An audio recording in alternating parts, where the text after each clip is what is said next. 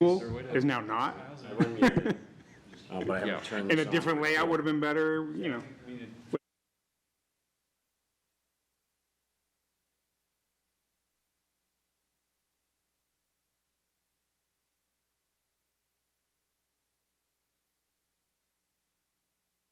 Go somewhere. Yeah.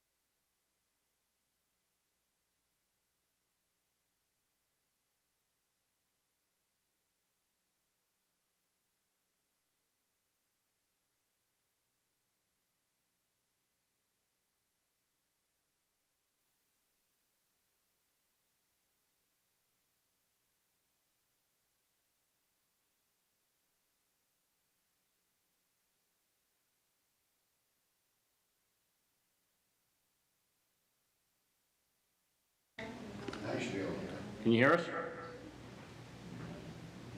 Hello, Kyle? Today, I feel like the luckiest man. I can hear you, but there's a substantial echo. Kyle, what about now? Is it better? Yes, that's way better. Okay, Great. Okay. Okay. ready? I'm not on record yet, but we'll hit it right as. Let's turn the screens on, maybe. Yep. Can you hear me okay? Don't worry. Yeah, Kyle, we can hear you okay. It's pretty good. Okay. I'm taking my own screenshots for the scoop. It should be on in a second. There you go. All right, I'm gonna go on record. Okay. All right, my apologies, everyone. We had some technical difficulties, and we have a consultant on Zoom that's necessary for this meeting. So, with that, I'll start the meeting. A meeting of Planning and Economic Development Committee was held today, Thursday, August 21, 2025, at 7:18 in the Automatic Chamber, and duly noticed in 2 places, including the city's website, in accordance with the requirements of RSA 91A2. Will the clerk please call the roll? Alderman at Large Melvin Moran Jr., Chairman. Here. Alderman at Large Ben Clemens. Here. Alderman Derek Tebow is here. Alderman Ernest Jetty. Alderman Tyler Govea, Vice Chair. Here. We also have with us in attendance today Sam Durfee, Planning Manager. We have Planning Director Matt Sullivan. We also have Alderman Chris Thibodeau and Alderwoman at Large Shoshana Kelly. There you go. We have 4 we need for quorum. Thank you. Manager Durfee, do you mind, or someone from your department could email Alderman Jetty the new link? I do recall he emailed that he would want to join these meetings while on vacation. Just so he has the option if he does click in, if he's listening, that we're running late. And also with that, I'll ask for any public comment about what's going to be discussed tonight, if anyone would like to speak about it, or we could always wait to the end after you hear the presentation. Anyone in the members for the public want to speak? No. All right, so then we will turn it over to Manager Durfee to discuss the recode inclusionary zoning. Yes, thank you. It feels like we were just here because we were. So thank you very much for accommodating us for a second meeting on a far more interesting topic, I think, than our last one. So tonight we'll be talking about inclusionary zoning relative to affordable housing and how affordable units are created within the private market, the private market development sphere.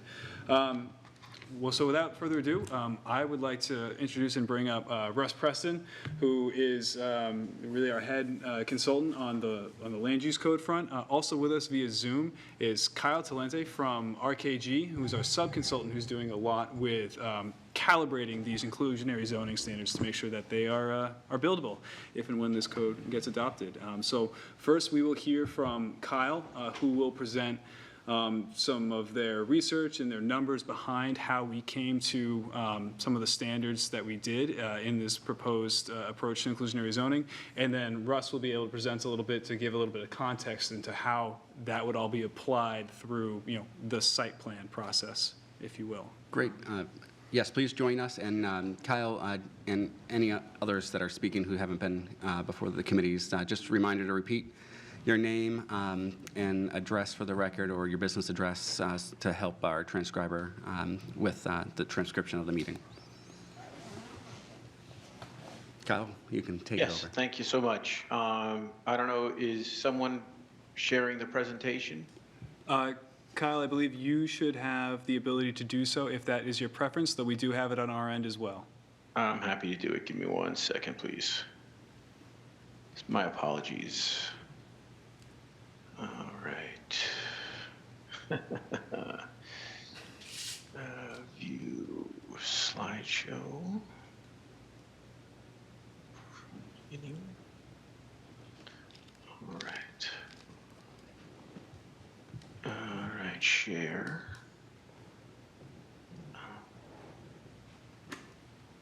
That should be the right one. Are you able to see the slides? Yes. Fantastic. My apologies for the technical issues on my end. My name is Kyle Talente. I am the president of RKG Associates. My business address is 2121 Eisenhower Avenue, Alexandria, Virginia. The zip code is 22314.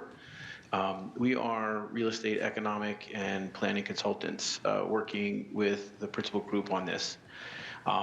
As Sam mentioned, our role on this was to look at the financial feasibility of the recommended policies as it relates to workforce housing. And so we kind of looked at it from a pro forma return perspective. And the graphic you're looking at here talks about the different facets that we had to do research on and the types of rates of return that we looked at to make sure that as we're looking at different policy strategies, which ones met financial feasibility return expectations. As Sam kind of alluded to in his introduction, is that we can Kyle, set sorry to interrupt you, but our clerk had a request that you put this in the slideshow mode, so it could be seen better from Yeah, it's people hard to watching see at in the home. chamber and. in the All right, audience. I'm sorry, I'll do that now. That's okay. Hopefully from current slide. Is that better? Much better. Okay, yeah. there we go. So these are the facets of a pro forma analysis that is necessary to understand, because as Sam was saying earlier, we can set whatever policy we want to, but if it isn't something that the market would be willing to invest in, then the policy won't be used. And there are a number of communities, both in New Hampshire that we're currently working with and we've worked with before, where they've set up policies, but they didn't kind of consider the financial ramifications of it, and as a result, the policies haven't been very successful. If you want me to go through the numbers, I'd be happy to, but suffice it to say is we interviewed a number of real estate professionals in the marketplace. We've done a substantial amount of research both in Nashua and in New Hampshire and in the New England region to understand what these numbers are, to making sure that what we're analyzing is consistent with what market expectations are. To do that, we built a financial model. I don't know if any of you were on the council or were involved in our last work when we kind of looked at the IZ and when we did the housing study, but if you were, this may look a little bit familiar to you because we've done this kind of work with the city before. But we have a model that we built that allows us to then go in and run various scenarios to understand what the financial ramifications of different policy decisions are. What you're looking at here is kind of the punchline, if you will, of our analysis. We looked at the policy recommendation that principal group put forward, which is the usage at 1,125 square foot as a usage allocation, and we ran scenarios to understand what a market rate return would be for projects that weren't required to provide any price appropriate housing, income controlled housing. And so then from there, we looked at various scenarios. As you can see, we changed the set aside or what percentage of units would be required to be affordable. We looked at 10, 15, and 20%. And then we looked at different AMI thresholds, starting at 80% of AMI and then working our way down to 70, 60, 50, to understand what type of changes or what type of density bonus, if you will, to put it bluntly, would be necessary to be able to create a similar financial feasibility as a straight up market rate project, meaning there was no income controlled units. And as you can see here in the purple, the change in the allowed density that would be required in order for a income controlled IZ project to have a similar return to a straight up market rate project. And the blue is showing the units. So this is just a hypothetical project on a half-acre lot of what is allowed based under the proposed zoning, and then what the type of density would be required in order to make that project hit a similar rate of return. And so, as you can see, and that kind of reached the 850 baseline density factor that I believe was put forward, or at least that was what was considered when we did the analysis. We also, just to be on the safe side, we looked at it various different types of projects and various different types of yields because we wanted to make sure that the analysis was showing something that made sense.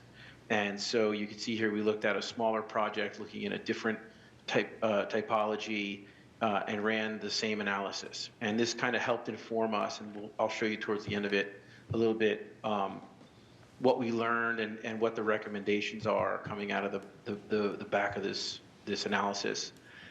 Just very generally, though, the implications, there's not going to be a lot of market interest for doing projects that are more than traditional wood frame construction due to rising construction costs and, frankly, also the impact of costs of things like parking as you get more intense development going into podium development or projects that have concrete and steel first and or second floors and then wood frame above it, or high rise where you're going straight concrete and steel. The financial returns for those projects are extremely challenging right now in Nashua because the revenues that are being generated in rents just can't justify those construction costs. And then, so targeting, the other side of it is when we looked at it is like the lower the target income that the community would be interested in pursuing, going from 80 to 70, 70 to 60, so forth and so on, would impact what the set aside would be. And you saw on those two previous examples of as we got a higher set aside or a lower AMI, to be able to hit a similar market rate return required basically more density or reducing the density factor to allow more units to be built. So what came out of the back end of this in terms from our analysis? Well, first is our recommendation to the city would be to set a minimum threshold unit of 10 units before any policy would kick in. And the reason for that is simple, is that one, at a 10% set aside, for example, your first whole unit wouldn't be due until after you've delivered your 10th unit. And so if you did something for less than that, 98765, it would end up being either you would have to round up, which would create financial strain on the project, or you would have to do a partial unit payment. And those smaller projects in our research, not just here in Nashua, but throughout New England, indicate that the smaller the project, the more financially impactful an IZ policy would be. And frankly, with the intent of trying to support missing middle housing development, our recommendation would be to start it at 10 units where the data is showing that it's a little bit easier, or maybe easier is not the right word, but it is more feasible to accommodate income-controlled housing. The next recommendation would be off-site units. If you are going to consider off-site units, then we would encourage that you would require some sort of proximity. The intent of a policy like this is to try and diversify housing throughout a community and not just have it concentrated in certain areas. And if you do off-site, and you don't set a distance requirement, what likely will happen is investors will go find the lowest cost area to do their affordable units and cluster them all there, which is the antithesis of what you're trying to accomplish. So setting in a proximity thing would be required. We'll talk about what we think the set aside and target AMI should be in just a moment. We have some slides on that. Development standards, as you're considering this, is ensure that all the units are similar size and development quality to market rate units. Sometimes when those requirements aren't stated clearly in a policy, what will happen is a developer will build, for example, 800 square foot one bedroom units, but the income controlled units will be 600 square feet. And so the intent generally is to try and provide a similar level of living for everybody. And so having some development standards would be recommended.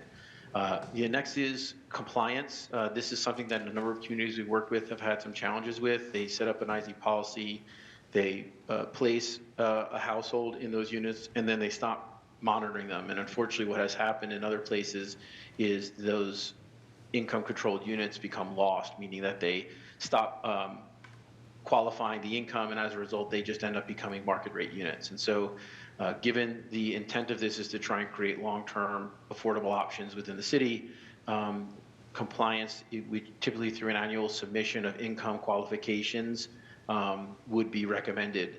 A number of communities have accomplished this through partnerships, for example, with their housing authorities that already have that capability, and they partner with them to help investors and developers to get the income qualification, but definitely something you should consider.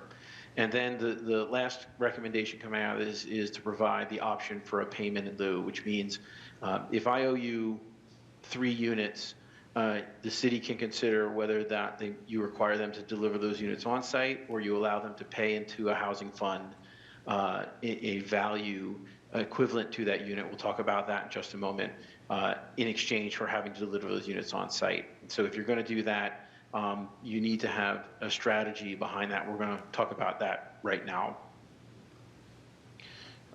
There we go. So for the payment in lieu, as I mentioned, basically what it is you basically pay a fee rather than having to deliver those income controlled units, and as a result, they can be market rate. And there's a number of different ways to calculate how to determine what that value should be. The first approach is what we call the value gap approach, which basically considers the difference between the value of a market rate unit, a unit that is not income controlled, to the value of the income controlled unit. And you would basically use a pro forma approach, and we've done that in our model, to determine what that value gap is. And so in a situation where you're going to use the value gap approach, you would basically use the formula of the number of units that are being done in lieu, where a payment is being done in lieu, multiplied by that difference in value. And that would then be what you would have to contribute to the fund. The second approach is what we call the construction cost approach, which is exactly as it sounds, is rather than the difference in value between the units is what does it cost to build a unit. And as a result, that formula is similar, but it's the number of units not being provided multiplied by the total construction cost of that particular project divided by the number of units. So if the project cost $10 million to build and they're building 10 units, then they would have to pay $1 million a unit, which would be the construction cost. Now, it doesn't cost $1 million to build a unit. I'm just using that as an example for simplicity's sake. So this is what I was mentioning earlier, where we did the kind of analysis. And if you look on the left side, that table shows you what the in lieu fee would be based on a value gap approach, and what the in lieu fee would be based on a construction cost approach. And as you can see, the value gap between market and income controlled is substantially lower, whether you're in the downtown overlay or another part of the city, than what the cost to construct the units would be. And so we just did a hypothetical 50-unit project. If you do it on site, obviously there's nothing to pay because you deliver those units on site. The value gap, based on our assumptions in our model, turns out to be about $125,000 a unit. So if they didn't want to deliver the 5 units that they owed you, assuming a 10% set aside, they would submit $623,000 to the city. And you can see it has a slight but not substantial impact on return. And obviously with construction costs, which is more than double, you can see the impact is much more substantial. And it holds true also for the rest of the city. So why would you consider one over the other, right? And so effectively, the value gap from a financial perspective, I would argue, is a more fair or financially consistent approach than having to deliver the units on site. So it does provide more flexibility to the developer, whether they build on site or whether they provide financial incentive or financial payment to the city, excuse me. The downside, the drawback of that is that you cannot build a unit for $124,000 or $95,000 if you're building outside of the downtown overlay. And so as a result, if you try to use that money to go build a unit somewhere else, it wouldn't deliver the full value. And as you can see, you would almost be trading it 2 for 1. And so that is a consideration when you're doing it. On the flip side of the coin, the construction cost approach, what was the strength of one is the weakness of the other. And so vice versa is, if you go the construction cost approach, what you're doing is you're collecting enough money that you'd be able to then go build a unit somewhere else because you'd have the financial wherewithal to be able to acquire the land, do the development, and build the unit. And obviously, it has a much more substantial impact on return because it's a higher dollar amount. And as a result, it would be more challenging for a developer to choose that option. Really, at the end of the day, what the consideration needs to be is what are we trying to get out of the IZ policy? If the goal truly is to ensure that new residential development is diverse, price diverse, then the construction cost approach may be something that you would lean towards because it would disincent people buying or developers buying out of the on-site units, and they would deliver them on-site. If you're looking for flexibility, if you're looking for the ability to work with unique projects or situations where on-site is either very challenging or not desired, either by the developer or by the city, and there are situations where that is the case. We work in a lot of communities where developments that are being done in less accessible, less retail served, less services provided areas aren't as attractive for particularly income-controlled housing for folks that generally would want to be closer to those services because it would help reduce their costs, particularly, for example, for transportation. But that being said, is that depending upon the outcome, the goal that you create the greatest value on would determine which direction that you would want to go in that regard. I mentioned earlier we had recommendations for the percentage set aside and what target AMI that you would do. You're looking at our rental recommendation, and it does differ whether you're in the downtown redevelopment overlay as opposed to the rest of the city. And I've mentioned that a couple times, and the reason is very simple. Rents are much higher for new construction projects in the downtown area than they are in the other parts of the city. So they can frankly support more affordability, because as you provide more density on the site, it creates a greater value comparative to a market rate unit in the other parts of the city. So as I mentioned earlier, projects under 10, we don't recommend anything. For projects between 10 and 49, we recommend a 10% set aside, where 7.5 are at 80% of AMI and 2.5% are at 60% of AMI, so slightly cheaper. 50 to 100 would be a 15%, where you would increase the 80% requirement, and then projects over 100 unit, you would require 20%, where 15 would be at 80% and 5 would be at 60. And the reason why the affordability goes up as the size of project goes up is because the increase in returns makes it more feasible for larger projects to accommodate a greater percentage of affordability. As I mentioned earlier, smaller projects are more challenged to provide income-controlled units or payment in lieu of income-controlled units. As you get to larger projects, the economies of scale kick in, and it makes it a little bit easier.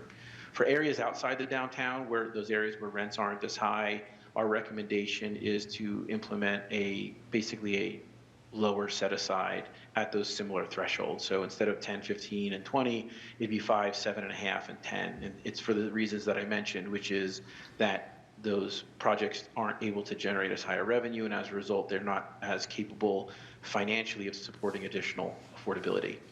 We also did this analysis on the ownership side, looked at it from that perspective, and the price variations aren't as substantial in ownership depending upon where you are in the city as opposed to rental. So it's a single recommendation, and you can see here that our recommendations follow a similar pattern. However, the difference is, rather than 60%, which is very, very challenging on the ownership for a multitude of reasons. One is the ability of those households to pay. Two is the ability of households to maintain those housing units. And so you're looking at an 80% and then 100% tier. And you can see on the table how that works.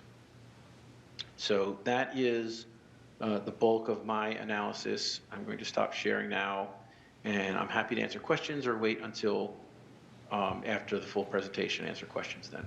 Yeah, I think we can break it up with questions in between each part, if that's all right. Alderman Clemens. Thank you, and thank you for the presentation. So on one of the slides, you had an example, and it said off-site units, and I'm wondering if you can explain what that is. Sure. If I'm building a project at 123 Main Street and I owe you 5 affordable units, an off-site strategy would be I would work out a deal with the city where instead of delivering those 5 units at 123 Main Street, I do it on another piece of land somewhere else. This is done for a number of reasons. Like I mentioned earlier, sometimes a project is in an area that is not well-served transportation, not well-served for retail or services, and so maybe that's not a great place, or a place that the city is interested in building income-controlled housing. It also might be in an area of the city, frankly, where there's already a high concentration of income-controlled housing, either naturally occurring or a light tech project or a public development. And so you may want, or there may be an opportunity to say, all right, we're not going to do those units on this property, but we're going to find another property to deliver those units, either in partnership with a nonprofit developer, for example, or I'm just going to buy another piece of land and build them over there instead of in this project that I'm doing right here. There's a number of different ways to accomplish that. And so that's what offsite development is. And that's the reason why our recommendation is, if you are going to consider that, you should be careful about making sure that you don't leave it, say, all right, if you can, you can build a project here, and then you can deliver your affordable units in an area, frankly, that's not very desirable to build new housing, but it may be cheaper for the developer. So you put in some qualifications. Follow up. Yeah, so my follow-up to that is, how do you prevent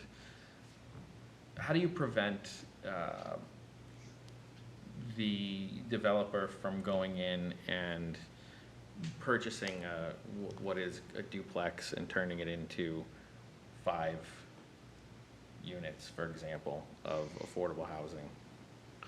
So there's a couple things. One is, you can say, if you're, in your example, you're buying 2 units and you're converting it to 5, then only the 3 would count, because it's only a net increase of 3 units. And so they would have to make sure they still deliver the number of units that they are required under the IZ policy. The other way you could do is, you could set within the requirements saying that it can't be a rehabilitation project, it has to be a new construction project. And so you can set those types of parameters in the policy to if, just using your example as a for instance, to avoid having them only deliver 3 net new units, or trying to deliver those units through a rehabilitation rather than a new construction. Follow up. And lastly, with the half-mile recommendation, would you say a half mile, however, within the boundaries of the city? Oh, yes, absolutely. Okay, all right. I apologize. I should have been more clear on that. But yes, it would be the intention would be within a half mile, but still within the city. Okay. Yeah, just thinking of, for example, like over by the river or something, we wouldn't want somebody to build something and then have them build affordable units in Hudson or something like that. So, which if fair. you don't put it in the ordinance, then they might. I would agree. That's the reason why we mention these things, is saying you need to consider the language in the code, because you're right. If the language is not in there prescribing or restricting, then oftentimes the development community will be very creative and find ways to meet their needs. Okay, thank you. Alderman Tebow. Thank you, Mr. Chair. So I know when we've talked about inclusionary zoning before, we've tried to have that balance of, if we go too far this way, we won't get any. If we go too far this way, developers won't want to build here. How do we think this hypothetical plan, or this plan in the recoding, would be to developers? Would it help us get more developers in here, or would we be concerned about if we would continue having building here in Nashville? Manager Durfee, do you want to answer that? Yeah, sure, I'll take a stab at that. So I think the key thing here is that you're providing options, right? So you have, I think, as Kyle's demonstrated, some pretty, market-tested thresholds of both percentage of units needing to be required and what those respective AMIs are, but then you also have a buyout option. So you could do something that you're getting a comparable density bonus to, that it should pencil out and work, but if you don't have, the management capacity, or for some other reason you don't want to provide that, you have a buyout option, which then those funds would ideally be funneled into the housing revolving loan fund, and then the city can then support other projects which would deliver affordable units. Thank you, Mr. Chair. So in New Hampshire, are there any other communities that do it like this? And if so, how has that been working? Like this as in having an ordinance like this, or Yeah, the having different thresholds? the options kind of like it's structured here? It's not uncommon to see, a target AMI and then also a buyout option. I think we're just kind of tailoring these to the Nashua market, because I think, as Kyle mentioned, there's various reasons why certain forms of construction will work here and others will not. The same goes for, it comes down to what the rents can support. So that is a very important input into the model in determining what the target AMIs are and those associated percentages are. Okay, great, thank you. Alderman Clemens. Thank you. A couple things.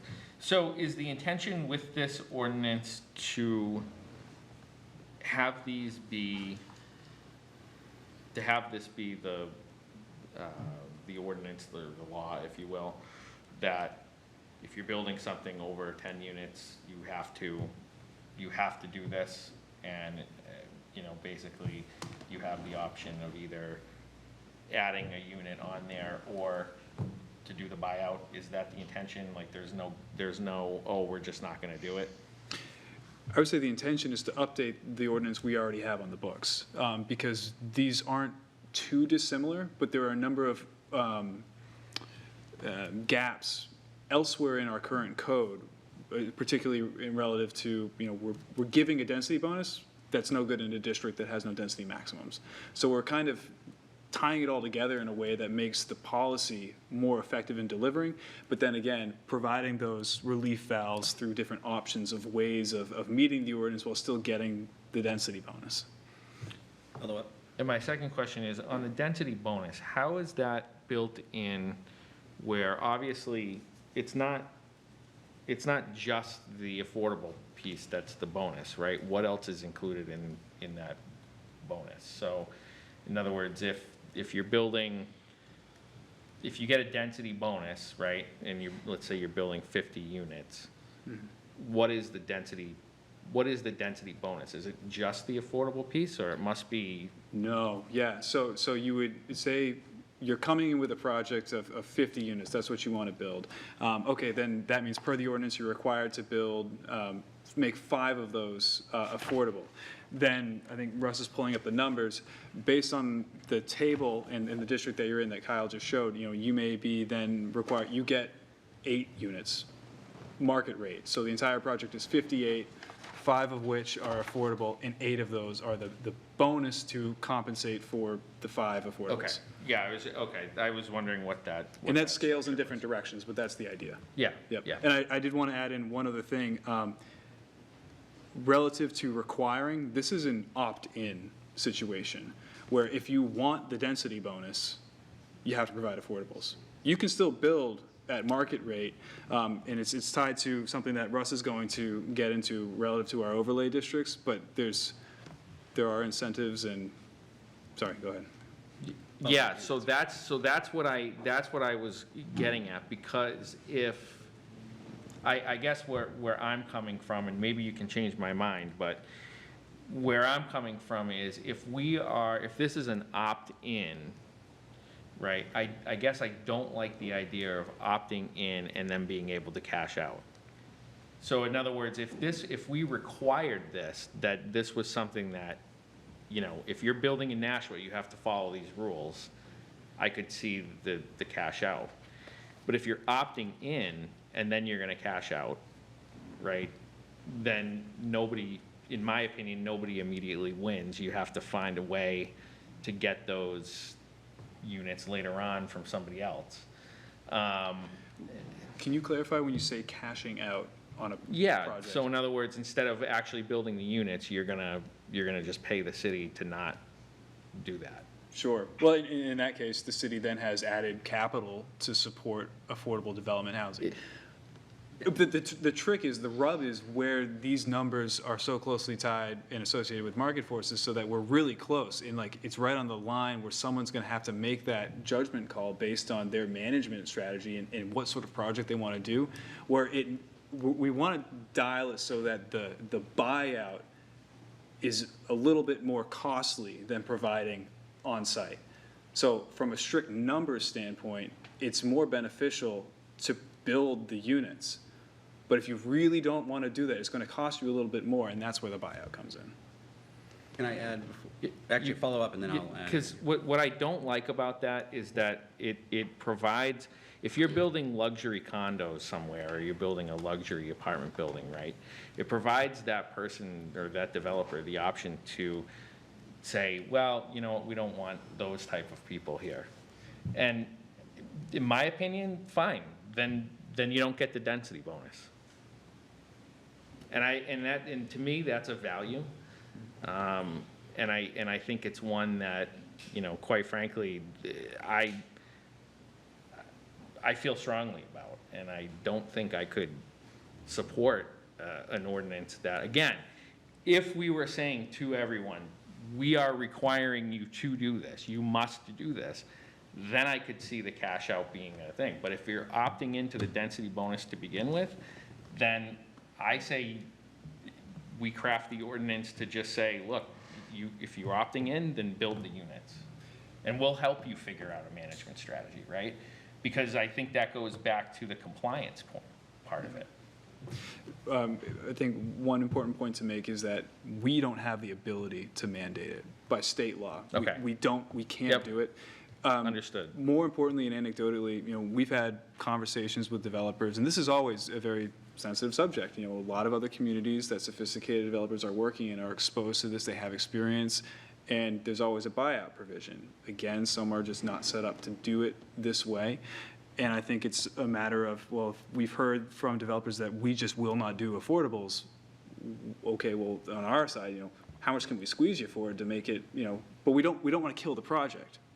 Right, so that's the fine line that we have to Right. walk. And as long as we're receiving some level of buyout money that we can actually deploy to generate units, even though they're not going to be constructed as part of the project, it's not like we've left anything on the table. I mean, to a degree we have, but we still get something in return that can be deployed and generate affordable housing elsewhere and another time.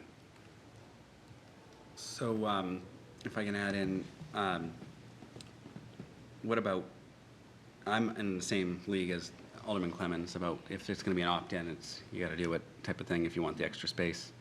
But have we considered like regulating what an opt-out would look like if they were going to pay to the Housing Trust Fund rather than just I don't want to do it, like setting standards to what would qualify as an opt-out that would have to be approved by some means. Right, so you would basically be seeking a special permit of some kind, allowing you to opt out of constructing and buying. Do the in lieu payment. The in lieu payment, yeah. And not having like, I don't want to do it as an option, but we don't have the financial resources, this, that, something tangible. Right, so the planning board has to grant a conditional use permit, we'll say, some mechanism that exists, but you have to prove hardship or some other reason to even qualify for the buyout. Is that what you're? Right, that's exactly Okay. what I'm framing. And Russ, you may be able to speak to this, we have something like that, you're okay as is. Okay. Just for the record, Russ Preston with Principal Group, the office is at 791 Tremont Street in Boston. So I think we've had a lot of discussion with Sam and the rest of the team here at the city on how do we allow development to continue and not sort of turn off the spigot. I think that was, how do we make sure that projects still move? And I think this has come up with, not all developers do all development. It's sort of like, I've been in situations where, well, I only do rental. Well, we want you to do condo. Well, I don't do condo. I only do rental. And I've seen this in housing development. Like, there are, having a mixed income building or project requires additional management and different, some companies might not just be set up to do that, or some developers might not have experience doing that. So I think what Nashua is trying to do here is provide us a framework that aligns with your values across the community and with the master plan that you've already, put forth. And to do that within the state's current framework has been tricky. I think we've wanted to create something that allows multiple ways to achieve your goals. And this in lieu payment, I see being used in a couple different places where you're getting maybe larger scale development that are done by developers who don't have experience with affordable housing that could create funding that otherwise would not materialize, that could then be used to deliver other types of affordable projects in other areas of the city. And that's a tool that you don't currently have that we could deploy in this way. And then what happens is, are the benefits of that larger project that's opting into the density, we have other things they have to do that density, like the creation of new parks or the creation of better streetscape. Like there are other benefits that come with that overlay district that if then they choose, hey, I just can't do this affordable housing, I'm not set up to do that, through a discretionary permit, we can sort of say yes or no to that. And then those funds could flow into projects that are in need of those funding. And I think that's the sort of system, and, you know, stepping back, this is a complicated puzzle. And I think, like, how do we do this in a way that sets up a framework that can give certain tools to different types of projects when needed? I'm just as wary as Alderman Clemens, and I'll call in Alderman Kelly up next. But I'm very apprehensive to say not have any type of regulation or special permit process because, as we know, developers could also take advantage of the city's zoning generosities and, you know, save a few bucks by just donating directly to the Housing Trust Fund, which takes time to repurpose that money. Right, As correct. opposed to Correct. the building that's about to happen. Alderman Kelly. Thank you. I have a number of questions. So I think Kyle was the one who presented. The value gap analysis, you went pretty quickly through that. So I'm interested in how you're calculating that in payment of. It seems like that value gap is what you're using. Is that correct? Yes, it is.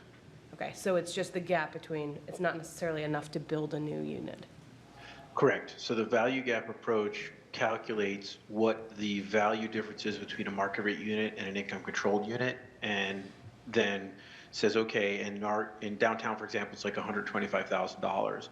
And the way that value is calculated is you look at what is the operating income of a market rate unit, and then you capitalize that. It's basically what it would be worth as to what sold it. And then you do the same thing for the income controlled unit. And the difference in those values is what that number is. And so effectively what that means is that a developer will be gaining value by being allowed to rent it at market rate over what it would be worth if it was rented at a lower price point. And so that 125,000 in downtown, for example, isn't sufficient because when we calculated it, the total construction cost for a project like that, it would be about twice that much, about $250,000. So the value gap calculation doesn't capture the 100% value of what it would take to build a unit. It captures the value between a market rate and that affordable unit. And as I showed, and hopefully you get that presentation, you can distribute it to you. As you see, the difference between either buying out and delivering market rate units or delivering units on site is about the same, which is what the intent of the analysis was. What would it need to be for them to be financially neutral, basically? Follow up? So in a rentals scenario, how many years are you basing that on? It's a 10-year hold period. 10-year hold. Okay, thank you. I have two more, if I could. Go ahead. So the other thing you talked about was in not just payment in lieu, but offsite build. And one of the things you said, which I always think is interesting, is the idea of not concentrating all affordables in one spot. And maybe this is a Sam question, but my question is, do we have the ability within the proposed new code to make sure that any of those offsite builds don't end up having the same effect? Manager Durfee, you want to field that one? I don't believe that we have standards associated, currently, that we don't have them drafted, associated with locations other than the half-mile radius, right? So we want them close, but not too disparate. It would prevent, you know, say there's a development in the southwest quadrant, they wouldn't be able to locate their affordables on East Hollis Street. You know, there has to be some proximity within the neighborhood where the development's occurring. We could take a stab at drafting those. I think it would be very difficult and may result in some unintended consequences that may end up preventing those offsites from being built because there's going to be so many case-by-case nuances that are going to be difficult to capture and account for in any regulation. If I may add to that, that's the intent of the proximity requirement.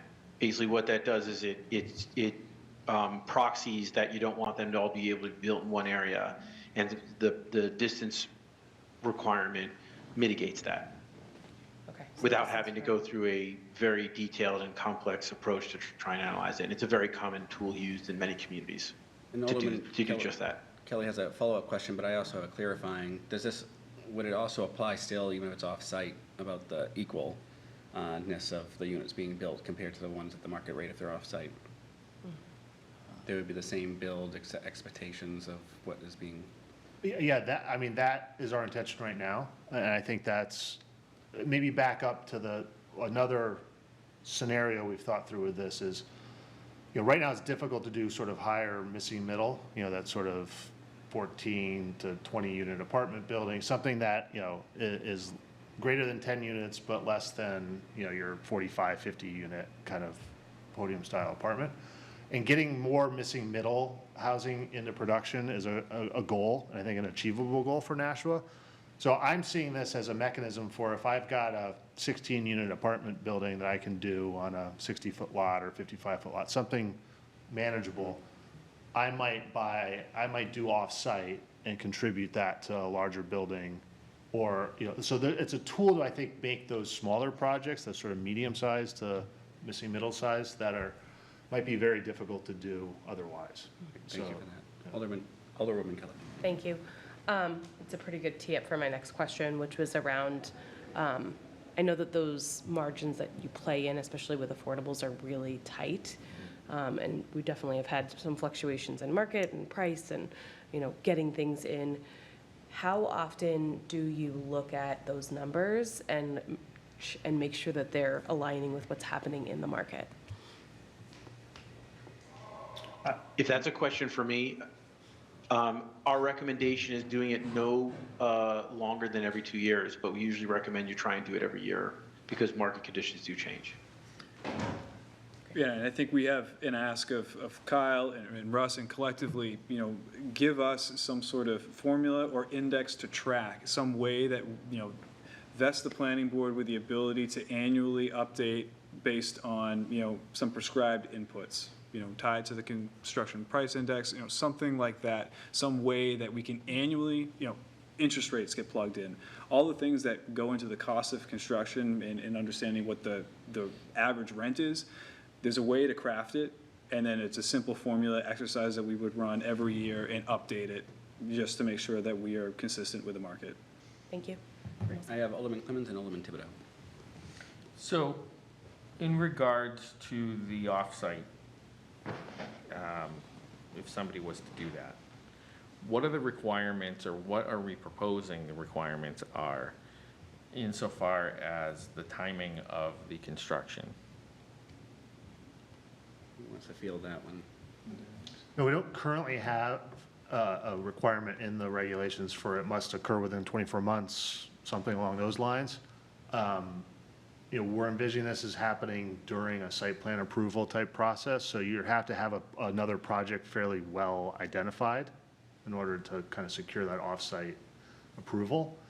It's certainly something we could explore. I think that, the scenario where it's a third party, or is it the same party that's doing the off-site? There are questions around that, but that's really up to the market to sort out. I see there's something we want to do there that doesn't say, well, I'll do it off-site, and then it's a decade later and they still haven't done it.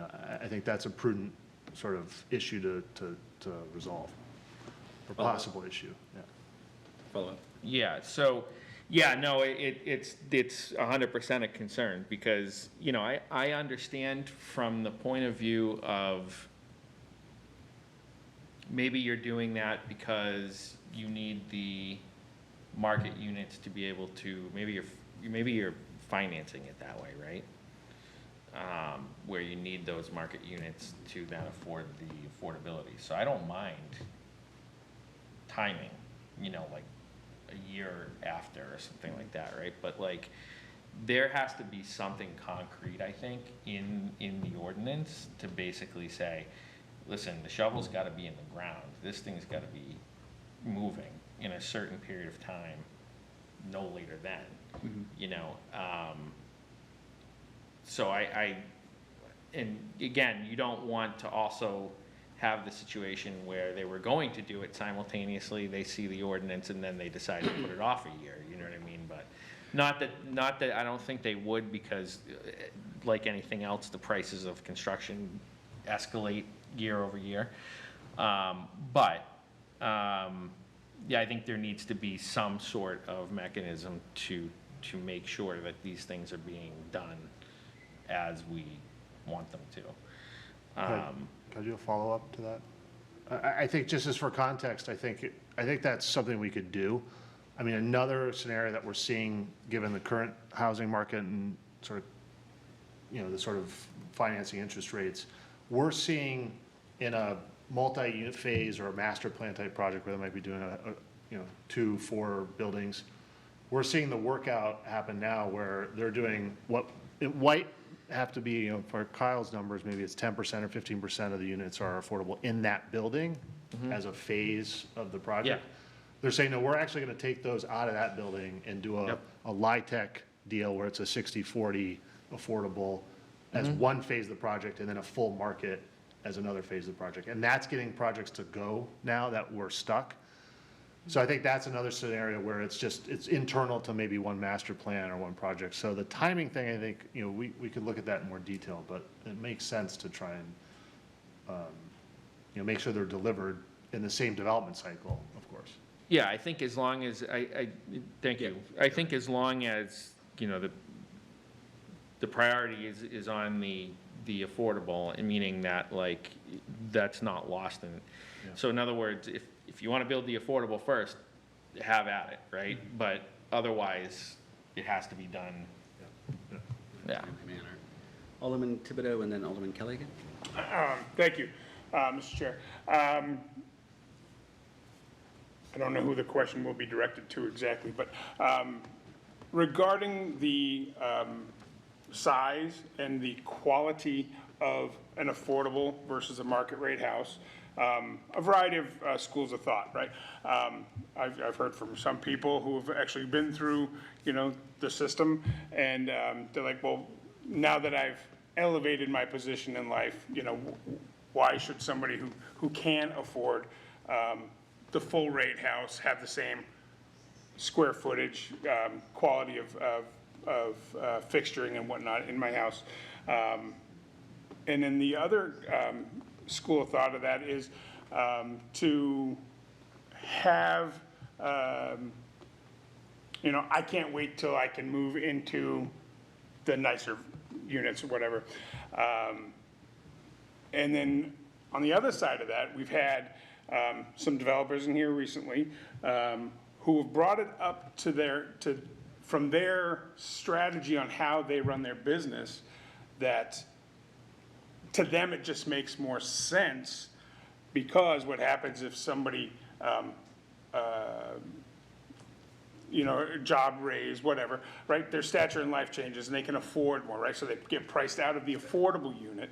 And then what the developer was telling us is that, all right, so now the unit they had is now no longer an affordable unit.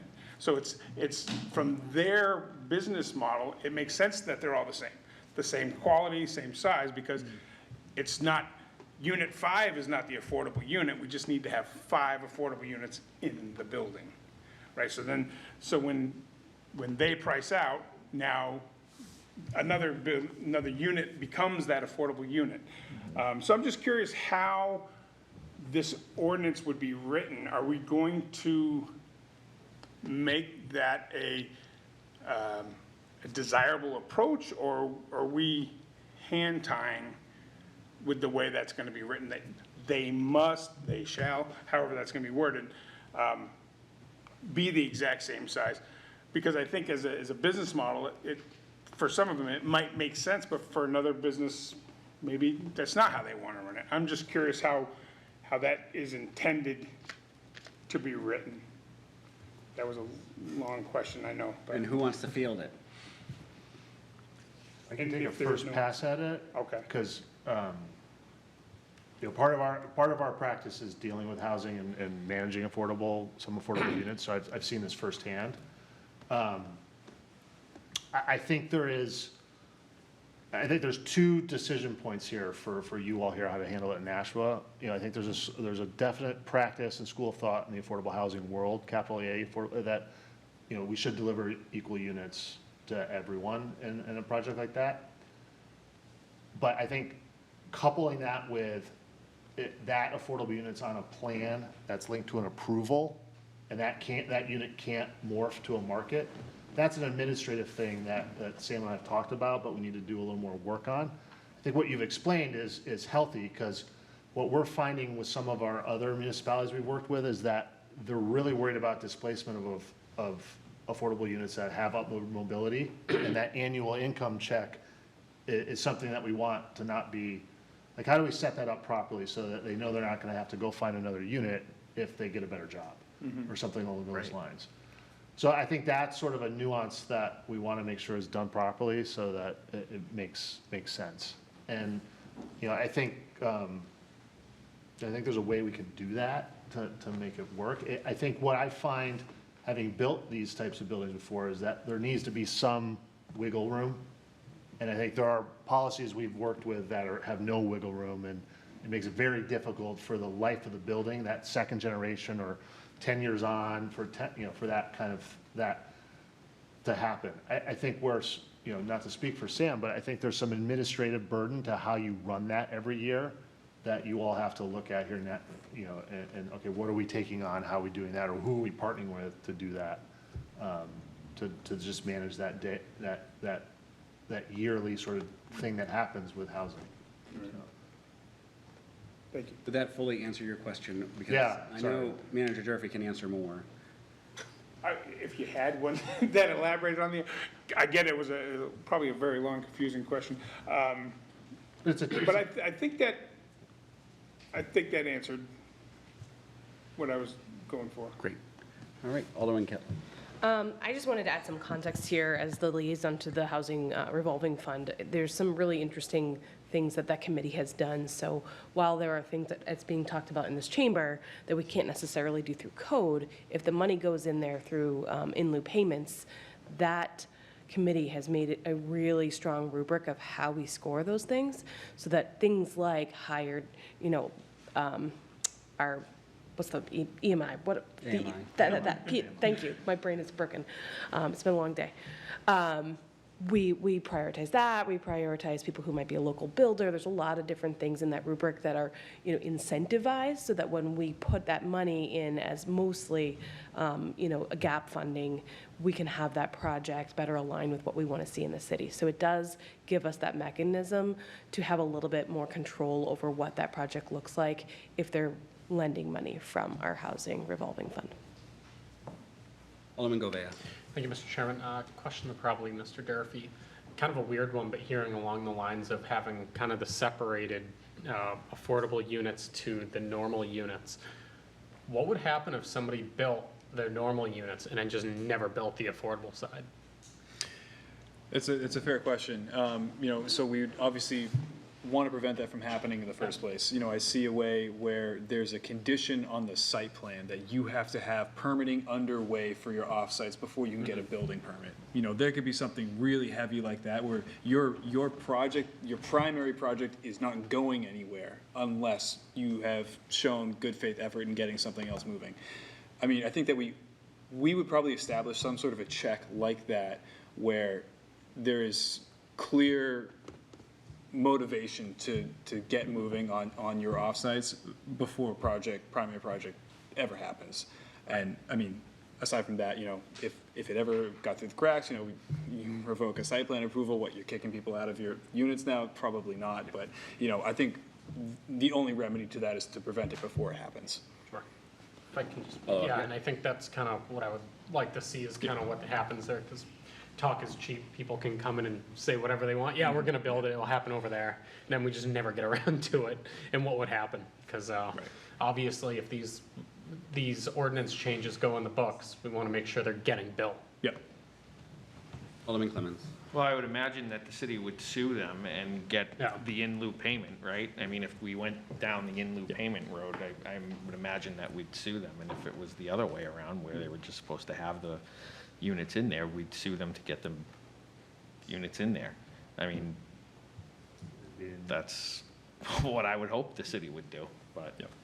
But at that point, couldn't you have already built the, sorry, Mr. Chairman? Oh, At that's that okay. point, couldn't You're you have used to already, sharing, that's the thing.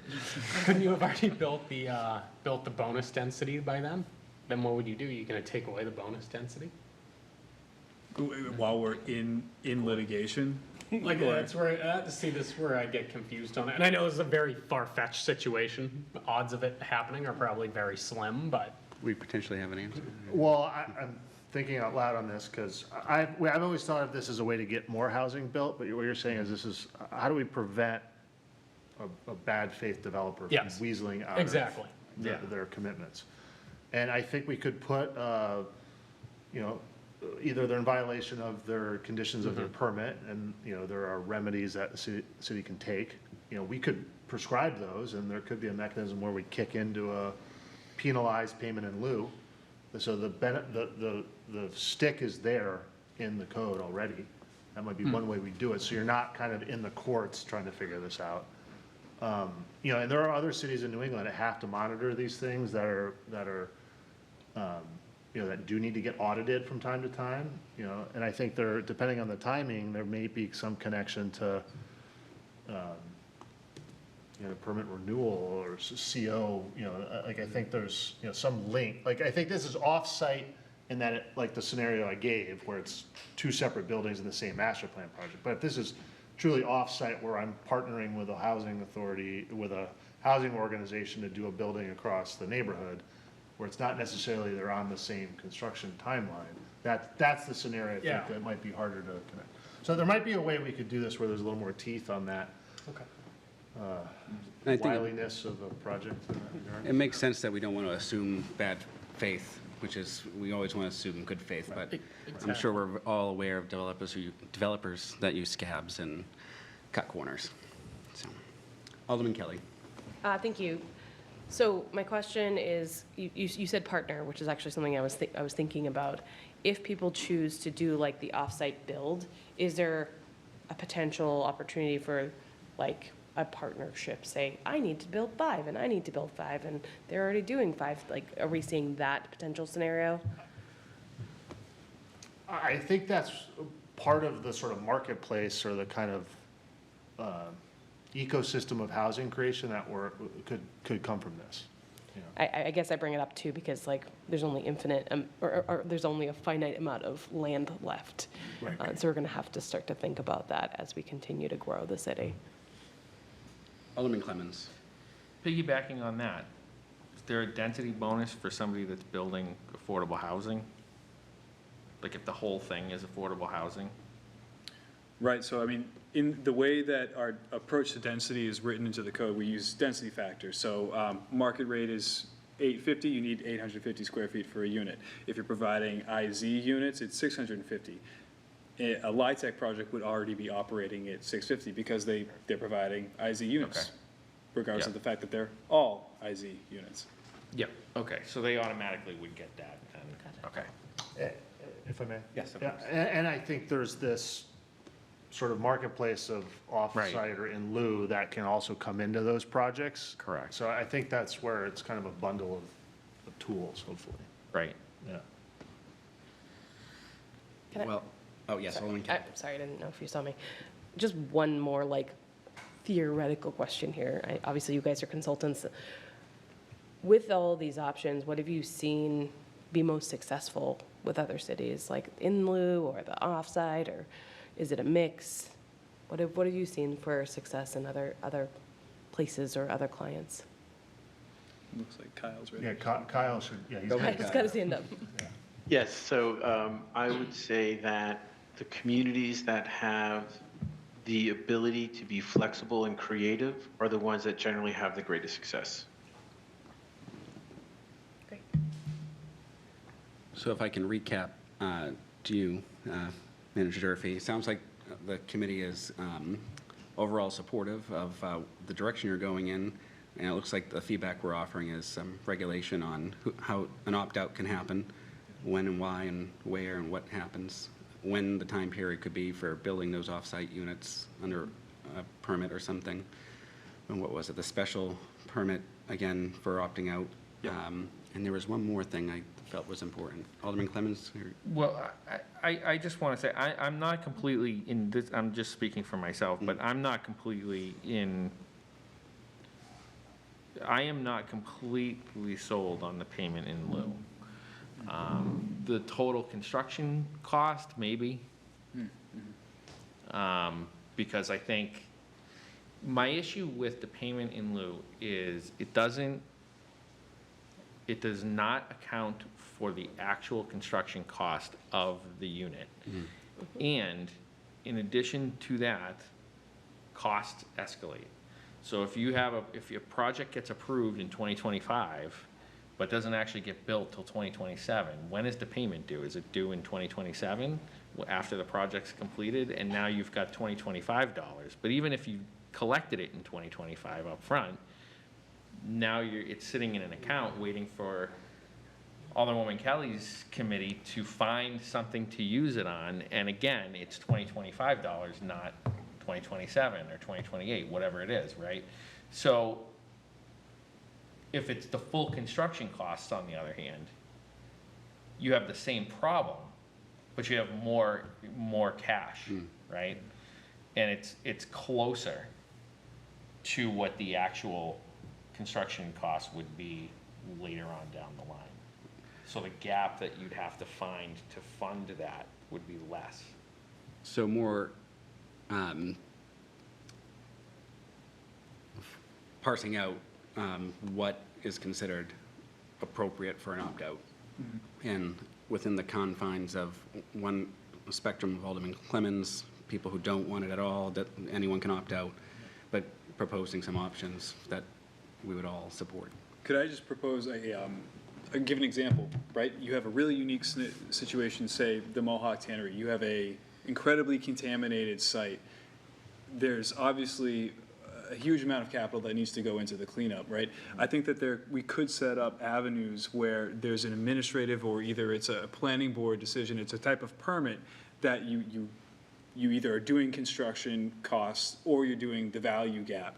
And I think that there's these decision points where, oh, you're cleaning up a Superfund site? Well, I think, in that case, value gap makes a lot of sense. I think that providing some relief, but structured, there's guidance around those. I think we could experiment with a few of those to get closer and make sure that there are opportunities. The biggest properties are the ones that are dirty. We do want to see those cleaned. We want to see them brought into productive use. They typically require some special treatment. So I think that we have experience with that now. So I think that we can take those learned experiences and apply them in a regulatory fashion. Alderman Clemmons. Yeah, that makes a lot of sense. It makes a lot of sense that if you're dealing with a contaminated site, someplace that's going to require a lot of environmental cleanup, and I'm not talking about just asbestos, right? But I'm talking about like serious EPA level stuff. EPA hazards.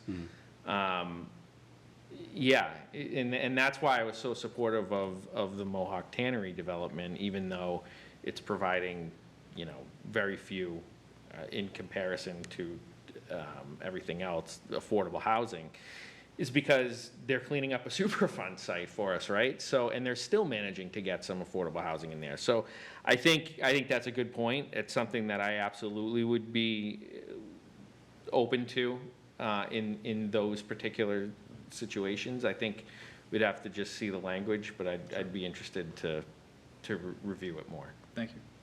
Chair, could I ask? Yes, go ahead. Just because we're going to have to go solve all this when we leave, so I want to just clarify.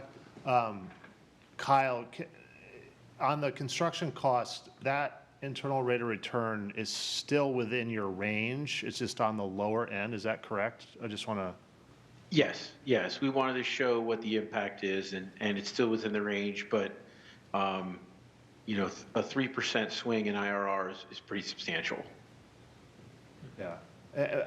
So let us look at that a little bit, and I think how we value that buyout has been a big conversation. I think tying it to milestones that make sense with construction, and I have seen it where there is annual escalations or it's connected to some index too. So I think there's ways we could address those two issues. I think it does come down to the type of project that Sam was saying, like, what's the right, there's no single silver bullet on this thing. I think it's lots of BBs and lots of, it's a whole toolbox of stuff that we've got to create to make this work. And, so this was great feedback. I think we have a lot of homework here to do, but I'm feeling like we can figure that one out, though. Bo, and then Alderman Kelly. Thank you, Mr. Chair. I just want to, I guess, react to the summary of what we want as a committee. There's 4 of us here on the committee. I'm not sure we're all aligned exactly the way the chair was summarizing it back. So, because there's nothing really, we're not voting on anything here. We're not like, we each have our own opinions on things. And then we have 2 other aldermen in here that also have their opinions of things. So I mean, I'm more in lieu than probably Alderman Clemens is as far as that particular thing. So I don't know what we're trying to decide here. It's a presentation of what you guys have come up with, and we can offer suggestions, but I'm not sure we're deciding anything tonight for you guys. It's just giving you some advice from some of us, and then you guys taking it back and maybe looking at what you have and maybe adjusting to what some of that feedback has been, and then bringing it either back as a full, recode or, so something like this particular thing, the inclusionary zoning, that's not just gonna be in your plan, right? We're gonna have to do an ordinance for that, because it's gonna have to replace the current ordinances we have in there now for inclusionary zoning, right? This is a part of the entire recode document, so the zoning ordinance component of the land use code. And it's important to say that because this isn't a single piece of legislation that we want to propose to replace what's currently there, because it's tied into new districts and everything else. It can't be piecemeal. Okay, so follow up. So that's what I thought. I've heard a couple times ordinances changes, and I was like, I thought it was just the whole packet. Here's the recode, and this is what we'll eventually be voting on. So I'm glad you cleared that up, because that's how I thought it was. Yeah, exactly. That's what I thought it was. I didn't think it was gonna be piecemeal, and I wanted to make sure that we didn't have to go revoking ordinances and changing stuff around. But, yeah, I just wanted to make sure that we're not necessarily offering a summary of what all 4 of us think, because No, I think we might think different things on different pieces of this, so. No, I was just but summarizing just the giving conversation. some of the feedback that some people had that may be beneficial to reworking that, where the whole committee or the whole board would then be able to think to pass it. And I think, We're not passing. yeah, as we learned in the past, if we took a vote on what we thought would actually be legal and all these other things. So I think summarizing what a lot of the key points of the conversation back and you giving us options to what is actually plausible makes more sense than us going round and round and voting on what the committee wants and then it not being practical at all. Thank you. Alderman Kelly and then Alderman Govea. Yeah, I'll echo some of the concerns around the in lieu. I've definitely been concerned because we've seen it in so many other areas, right? Where we have a sidewalk in lieu and you pay that and then we never have enough money to actually build that sidewalk. So that is something that I am concerned about. What I do think I want to hear if we, when we get a second draft of this is like, how do we balance that? Because I do hear also what Kyle said, which is we have to be flexible, we have to be creative, we have to have lots of tools in our toolbox because we can't make it so hard to build here that people won't build here, but we still want to have those affordables and we want to start being able to integrate, more incomes in all places, not concentrated. So I think you guys have a good idea of what our wish list is, but I do worry about the in lieu of and what happens if we continually put ourselves at a deficit to not be able to ever build those affordables. Alderman Govea. Thank you, Mr. Chairman. More of just an overview of, because we talked about this a while back about how we wanted to tackle the recode effort.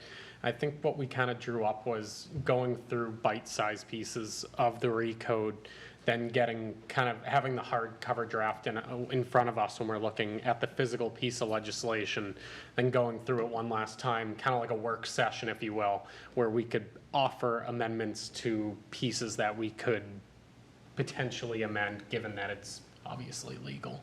So I think that's kind of the direction that we wanted to go upon, and I think that'd be good, because I know, just thinking of it right now, I don't know, it's a lot to kind of chew on and kind of make a snap decision for me. I want to get some more opinions from the community as well, and I think it's still kind of a fluid document, if you will. So I think that's the way I would like to see us at least proceed. Yeah, I think that's how, in conjunction with the planning department, how we worked out and how this was being presented to the PEDC.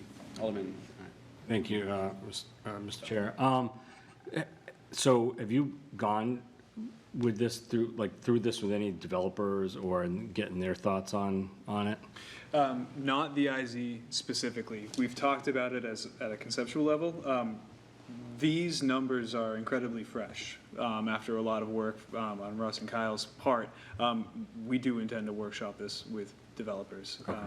And it's also informed by conversations we've had with developers. We haven't had the opportunity to float these in front of them and get a sense, react to this, Okay, thank you. do you have a timeline on when that would happen? As soon as we can. Waiting in the hall.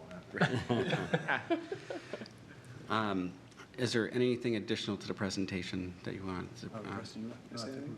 Well, so this is integrated into the code, and I think there are sort of some, I think the process was good here. I think my anticipation was this was great feedback. This is very much a working document, and I think we will come back to you with updates and further thoughts and be able to make more edits. And I think having some time then to show you how it works with the other elements would be helpful. And I think that this has been a lot, so I think like how this is connected to the other elements will be easier once we kind of, I think, can do some more homework on what we heard tonight. So I don't need a decision. I think this was great, and there'll be more soon. I'm hoping we might have something, later in September that can be back to you all. That's not too bad. Alderman, Thank you, Mr. Chair. Do we have what's the next piece that we're going to get, or are we going to get another piece before we get the whole, I know we already have the whole thing, but as far as like going in this kind of detail? Sure. Yeah, so another one of these sessions. At our Thursday session, we floated a couple other things. We can still cover site standards. I could, if the chair is open to it, I can shoot a list of options over. that'd be great. I think we've hit the big things. We began with the real bones and the building blocks of the code. I think we have a pretty good understanding of its functionality. We've gotten into the more difficult, impactful parts of the code. I think with parking last week and IZ this week, those were the really big things. So I think we could get a little bit more granular and understand now how sites would function and look and feel, which I think is a very integral part of making the development that come out of this code successful and that begets further investment and more development because they're of high quality. So I think that's, we've built the car and now we're just putting on really flashy paint. And if we need to have more than one meeting a month until we hit everything that the committee feels comfortable with, then so be it. Once a week, roger that. Every other week. More than once. Alderman Clemens. I think to Alderman Gouvea's point, though, I think it will, once the draft, comes in for its first reading, I think we're gonna need multiple meetings to go through the draft and kind of look at it again. Sure. As valuable as these meetings are, because they absolutely are, because I hope that, the feedback has developed, what the final product will be, and then we'll go through and kind of do the fine-tooth comb, if you will. Absolutely. We're doing incredible work right now in these sessions Right. that we are not going to have to redo later. I think Yeah. we're bringing that level of finish for that draft that comes to you as a first reading piece of legislation. The level of finish is going to be that much higher. So thank you for your time. Thank you. All right. Chair, could I- Yes, go ahead. Knowing this is a public meeting, I'd just like to advertise, we had an office hours beforehand. We're doing another public office hours on September 10th from 5 to 7 that's virtual on Zoom. So if you go to the Recode website, nationalrecode.com, you can get the link to that and register. So there's still very much kind of feedback loops there for the public to engage to if they want to. Great, and thank you for sharing that with everyone. Members of the public. Alderman Tebow and Alderman Kelly.